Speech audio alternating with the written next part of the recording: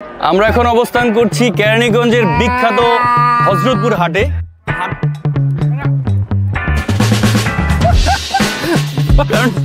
কারণ আর এইমাত্র আমি একটা গরুর দাবরানি খেলাম, মানে ভিডিও করতেছিলাম, হুট করে সাদা সুন্দর একটা ফ্রিজিয়ান গরু এসে আমাদেরকে দিল গুতা। গরুর হাট গাঙ্গের পার। জোস।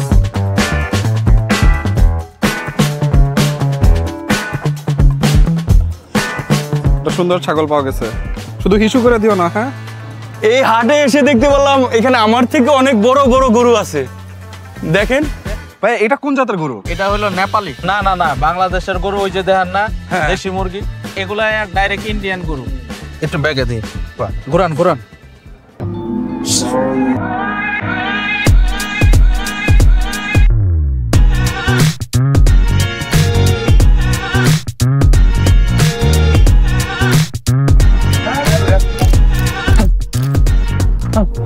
এখন আর ভাইয়া হাটে যাওয়া লাগবে না, এখন একটু রেস্ট নিব। সারাদিন অনেক ঘুরছি, অনেক ক্লান্ত। কাকা, বাদাম কয় টাকা খালি?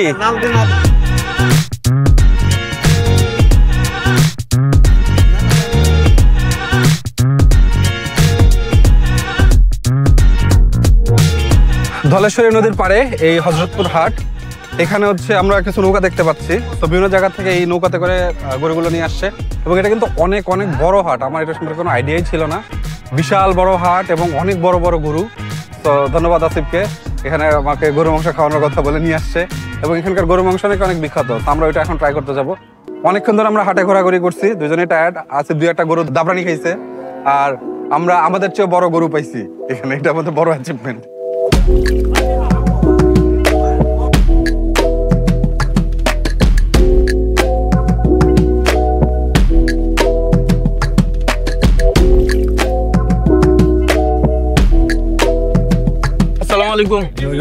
কেমন আছেন আঙ্কেল? এই আপনাদের গরু মাংসটা অনেক ফেমাস। গরুর মাংসটা বিখ্যাত, আমার ময় মশলা ভালো, সরষের তেলটা পাকানো, টাটকা মাংস। এই লোকেশনটা কি আপনি বলেন, মানে আপনার দোকানটা মানুষ কিভাবে চিনবে? এটা আপনার গরুর হাট নদীর পাড়ে আসলে হবে। হযরতপুর গরুর হাট নদীর পাড়ে। নদীর পাড়ে। আচ্ছা, এটা তো কেরানীগঞ্জে। হ্যাঁ, কেরানীগঞ্জ। আচ্ছা,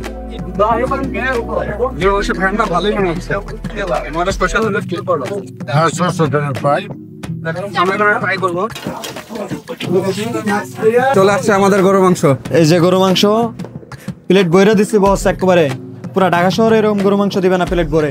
এখানে এখানে কত করে প্লেট? 180 টাকা মাত্র। 180 টাকা? অনেক সবাইকে শুধু আমাদের জন্য? জি না, সবার জন্য, সবার জন্য।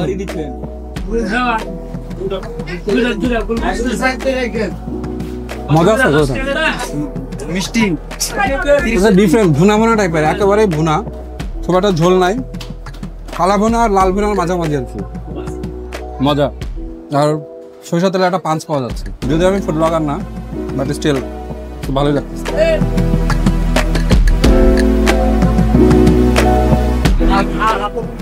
গরুর মাংস আসলে ভালো লাগবে। তো আসিফ আমাকে যেটা বললো, ওদের মেইন যে মাংসটা সেটা হচ্ছে লাল ভুনা, ওইটা শেষ হয়ে গেছে আমরা আসার আগেই।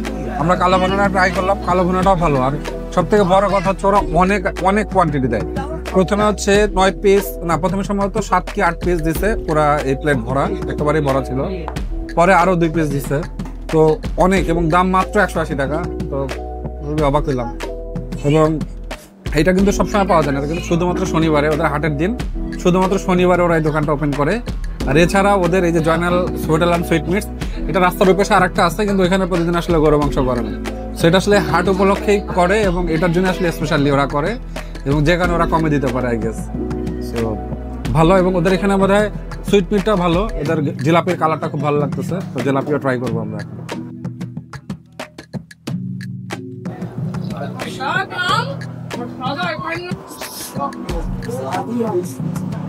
জিলাপির কালারটা সুন্দর আছে, এটা রং তো অবশ্যই, বাট জাফরান জাফরান মনে হচ্ছে। ভালো, গুড গুড। ওদের মিষ্টিও আছে, রেসপন্স নিশ্চয় ট্রাই করতে হবে। এখন আমি ট্রাই করবো ওদের রসগোল্লা, জানি না কেমন হবে, বাট ওরা কিন্তু ওদের দোকানের নামে দিচ্ছে হচ্ছে Joynal hotel and sweet meat.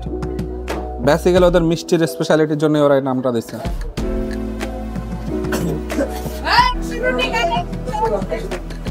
ভালোই, খারাপ না। অন অ্যাভারেজে ভালো।